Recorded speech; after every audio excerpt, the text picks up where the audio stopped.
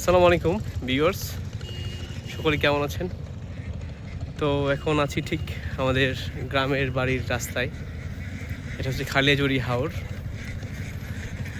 বাড়ি থেকে ফিরে যাচ্ছি শহরের দিকে। অনেকদিন পর মায়ের কাছে আসছিলাম। এই হাঁসের কিচিরমিচির।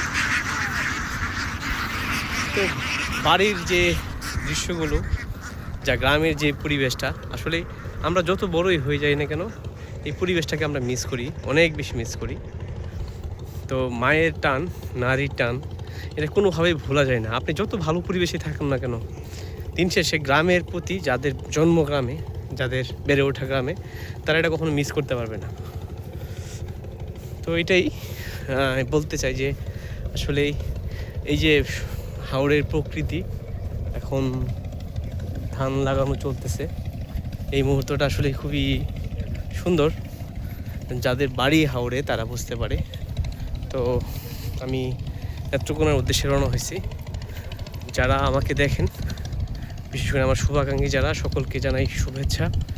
এবং এই সুন্দর একটা রৌদ্রময় দিন আমরা পার করেছি। এত শীতের দিন কিন্তু আসলে অন্যরকম মজা লাগে। বিশেষ করে হাওরের দৃশ্যগুলো অনেক ফুটে ওঠে। ক্ষেত লাগানোর মৌসুম চলতেছে এখন, মানুষ জমিতে চারা রোপণ করতেছে। এটা বৈশাখে কাটা হবে।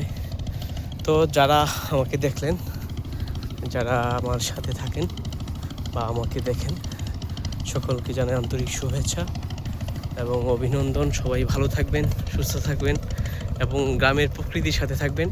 আর যদি মা পৃথিবীতে থাকে, বাবা থাকে, একটা নির্দিষ্ট সময় পর আপনি সময় করে মা বাবার সাথে দেখা করেন, আপনার পুরো বছরটা ভালো যাবে, পুরো সময়টা অনেক সুন্দর কাটবে আশা করি আর কি।